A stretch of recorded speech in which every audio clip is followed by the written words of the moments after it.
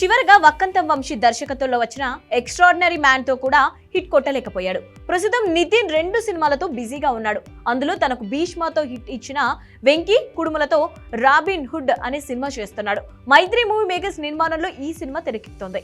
ఇప్పటికే ఈ సినిమా నుంచి రిలీజ్ అయిన పోస్టర్స్ గ్లిమ్స్ మంచి బజ్ క్రియేట్ చేసింది. అయితే రిలీజ్ డేట్ మాత్రం అనౌన్స్ చేయలేదు మేకర్స్. తాజాగా శ్రీరామనవమి సందర్భంగా ఈ సినిమా రిలీజ్ డేట్ ని ప్రకటించింది చిత్ర యూనిట్.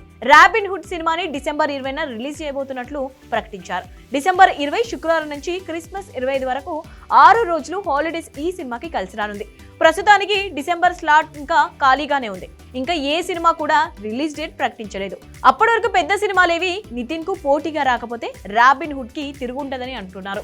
కానీ ఇప్పుడు నాగ చైతన్య నితిన్ కు పోటీగా వస్తున్నట్టు తెలుస్తోంది. గీతా ఆర్ట్స్ బ్యానర్ లో చందు మొండటి దర్శకత్వంలో రియల్ లైఫ్ స్టోరీ ఆధారంగా పాన్ ఇండియా లెవెల్లో తండేల్ అనే సినిమా చేస్తున్నాడు నాగ చైతన్య. తాజాగా ఈ సినిమాకి కూడా రిలీజ్ డేట్ ఫిక్స్ అయినట్టు తెలుస్తోంది. డిసెంబర్ 20వ తేదీన తండేల్ రిలీజ్ కు ప్లాన్ చేస్తున్నారట.